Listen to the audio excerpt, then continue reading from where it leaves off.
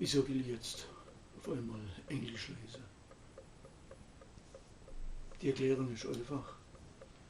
Ich habe so Spaß einmal meine Kurzgeschichte, der ferne Tod, ins Englische übersetzt. Jetzt habe ich sie vor ein paar Tagen laut gelesen und war der Meinung, die ist irgendwie noch stärker als das Deutsche. Jetzt will ich es einfach mal probieren. Und wenn ihr meint, ich schwätze Schwenglisch, macht aber nichts. Remote death. Where am I? This question I ask myself when I lie in my dark bed and glide out of dreams with the speed of light. It is oppressive when I dash through the high voltage mesh of a cathode ray tube and burst on the screen like an overripe tomato. I think about Wally, because all dreams end with my mistress. She's visiting her parents. The soft noise of a shot from a suppressed barrel wakes me up, but it does not terrify me, because it is a common, everyday noise. Permanent practice is important. I use special ammunition, 223 Magnum, with red tip, explosive projectiles. The TPG-1 is optimized for my work. Not everybody likes it, but I bring top results together with the electronic sniper scope. We almost have a love affair, but I hate it, and I hate myself. After every assignment I brood a longer time over my life. Urgent steps on the garden pathway. I listen to the humming of a powerful engine. The noise of the falling lid of my letterbox has woken me up. The bedroom is dark and overheated. I sleep naked, stay as I am, search blindly for my slippers, do not find them, and stumble over the soft rug as if wading through warm blood. The hole is ice cold and smooth as a mirror.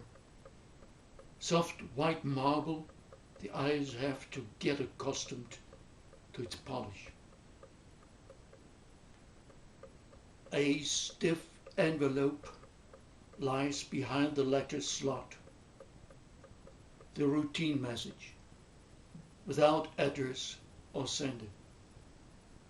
Carefully I take the envelope up from the floor. Do not feel its contents, although I truly can smell the bloody assignment. Caution is my utmost principle. With a razor blade I cut open the backside of the envelope. No letter bomb. It is a contract in usual form, DVD disc, car keys, a parking ticket, and a small bundle, £60,000 this time. Must be a damn an important customer. I insert the DVD. The video goes chronologically, shows the car, its parking space.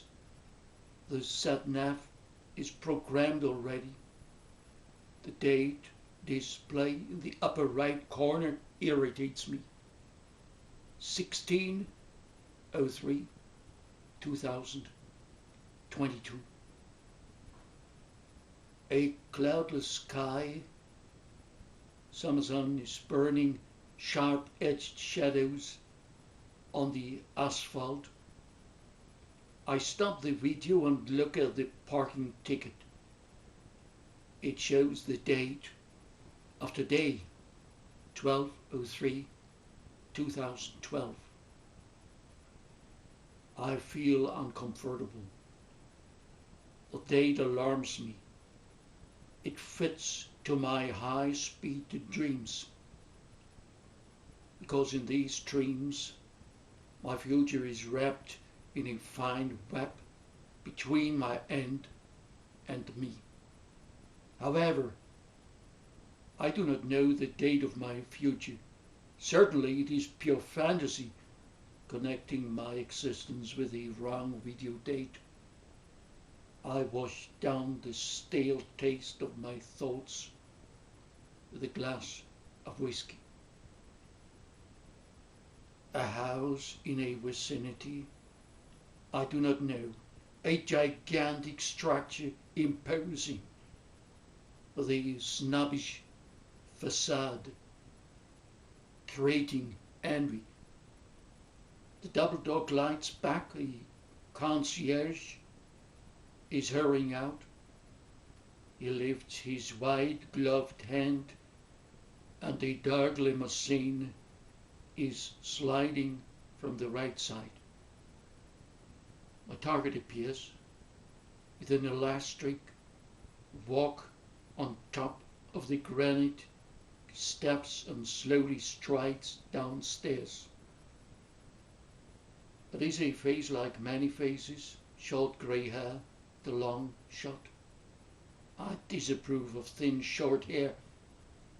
It would not suit me. The limousine is driving away. Bluish smoke wells out from the DVD slot. The disc is self-destroying. I am glad that Wally stays with her parents. After every finished contract, I'm in a total funk.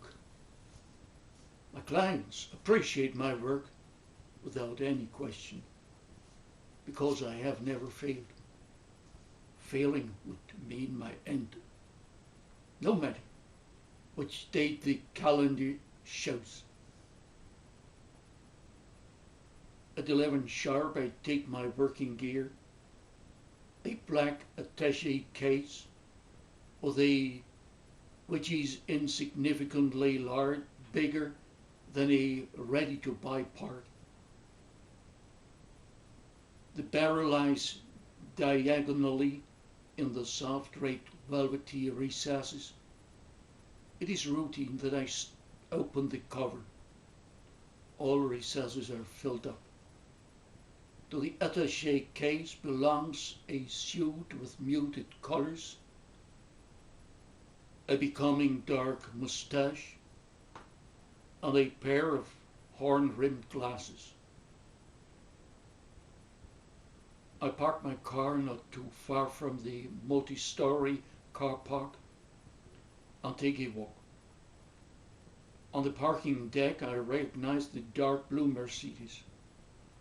From behind the shelter of a concrete wall, I press the car key and wait half a minute. The doors shut again. Only then I approach the car. The engine runs smoothly. I listen to the elegant mechanics. I'm startled when the sat-nav calls me up with a commanding voice. I follow the instructions. It knows the way out from the park deck. Please drive to the left. I obey. Stop eventually in front of the barrier. Put the parking ticket into the slot with the arrow ahead. I look at the ticket and push it in. The bar goes up. The sat-nav is quiet for a few seconds and calls up again when the car holds in front of the street. Please turn to the right. After 3 turns in the straight net, I feel like a stranger in my hometown. The car accelerates. The commands of the sat-nav crackle down on me. No cars, no pedestrians. Velocity is deforming the street into a straight line. You are reaching your destination. I drive slowly and stop. There is the sparkling, enormous building. I stand on the distant street side where the camera has been positioned. Few cars are creeping by whose make I do not know. No deep thought, a short glance only. I think no more about it. I open up my attaché case. The car has darkened windows, allowing me to do my work in all calm. I wear thin gloves. I lower the side window, hold out the wind gauge, and shut the window again. I assemble the rifle automatically, mount the sniper scope, program the relative airspeed, fill up the magazine, and insert it, charge, ready. I let down the window, sit at the dark side of the car, and observe the house. My target strolls over from the right side.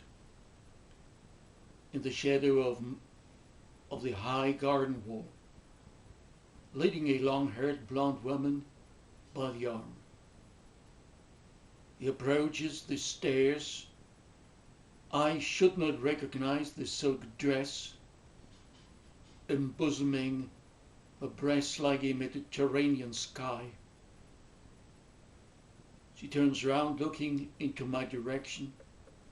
The woman does not interest me, but anyhow, I think about Wally. The target is caught. The double door glides back.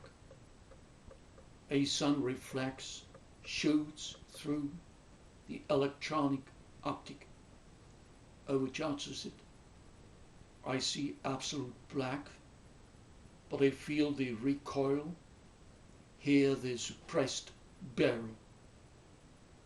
I have squeezed the trigger without vision. The screen recovers. The pale blue silk dress lies on its back. A cherry red mouth, torn wide open, with a horror-stricken cry. Absolute silence. The rose-colored granite shows a diamond hardness. The man has disappeared. I have failed. I start the car, follow the commands, chase round corners, and round corners. I am in a maze. Gravity seems annihilated. Please turn left. I dive into a tunnel black as a tar pocket. The light switches on, becomes red, and is gone. The car glides like an electron through the high voltage mesh of a television tube. Again my dream. I try to resist. In this car I am at its mercy.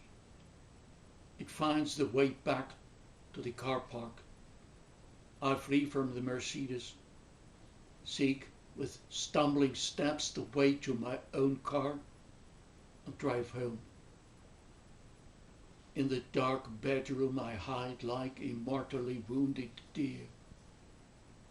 I'm buried below woolen blankets. I just tore off the clothes from my body. I'm relieved when Wally finally comes to me.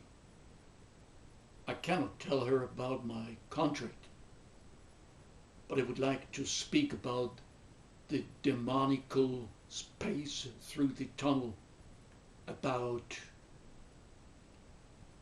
I'm searching for words.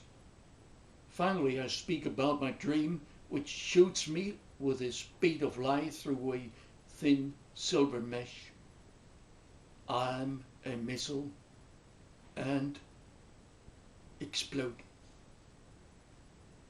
She laughs at me, takes the thought of speed up, juggles with it, but away she makes herself naked and comes into the bed. What is this red point on your left breast? She gets up, goes to the bathroom and comes back laughing. You really should not frighten me. I caress her breast, a dent she does not see or feel. Am I bound to understand this? Does she play with me? We make love. But there is no way to fade out this pressure mark. I feel as if I remember. What would I do without you? I ask her. Kiss me as if it were our last kiss. I never kiss you in a different way. Wally is the only reason to go on living. My life is void to the end. That without Wally, I feel like an emptied shell. Sometimes I am ashamed of my thoughts. I should be tougher. My dreams do not fit as well, but I cannot ignore them.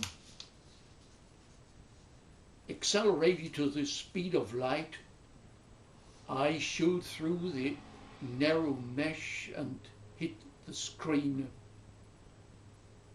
This time I do see the target, a man with short grey hair. I am speeding towards his forehead. I realize within a nanosecond that he had a chemotherapy. He conquered the cancer and reflected during this time. His hair is sprouting hastily. The head shatters into smallest fragments.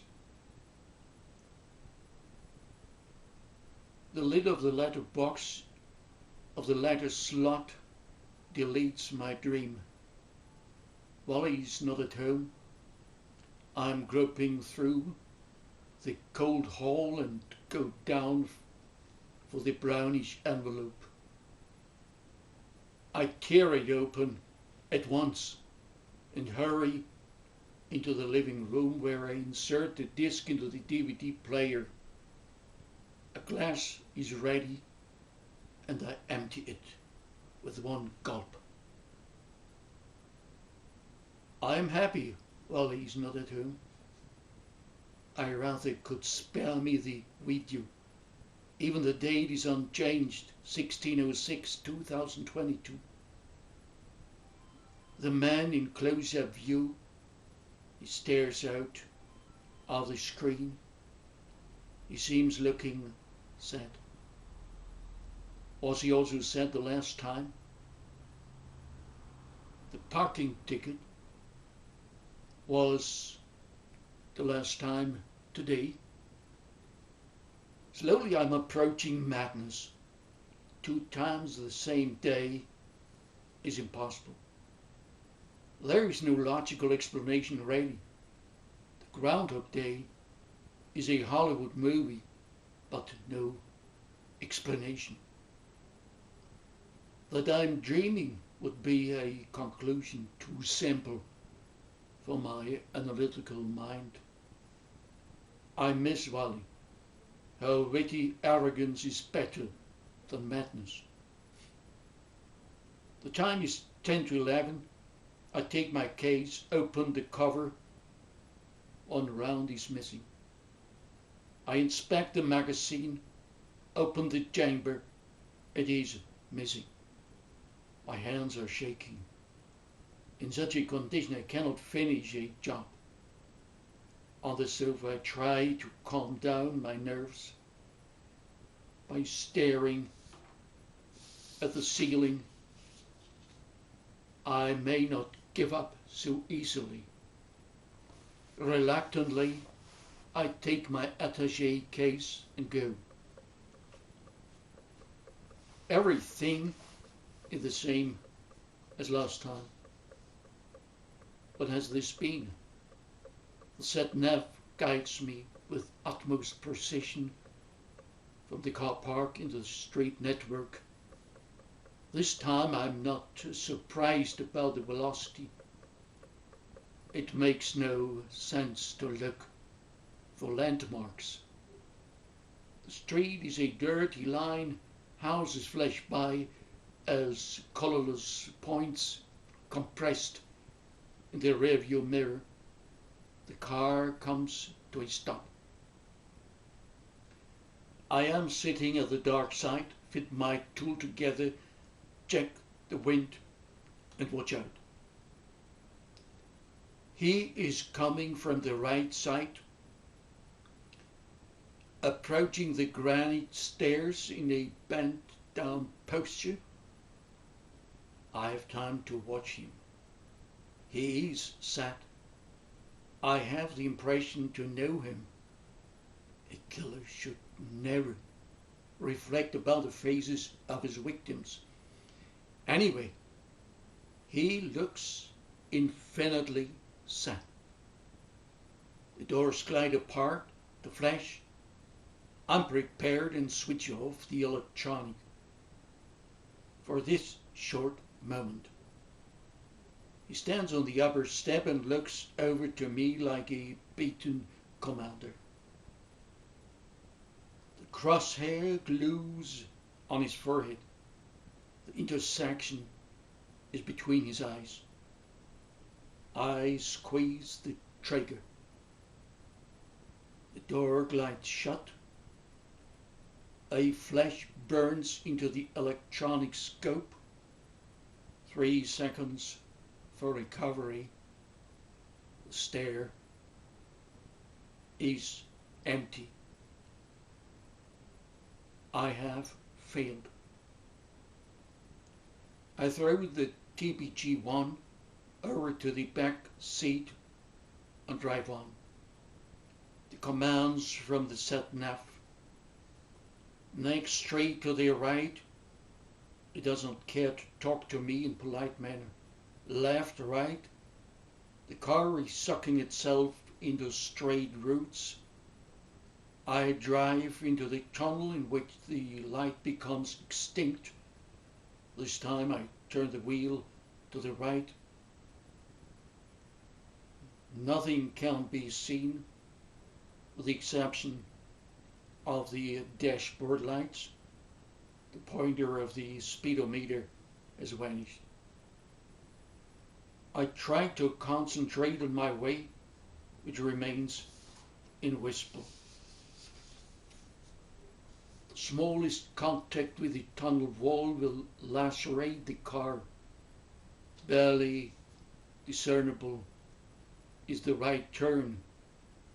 The car is screwing itself into infinite depth. Suddenly, glistening light hurts my eyes.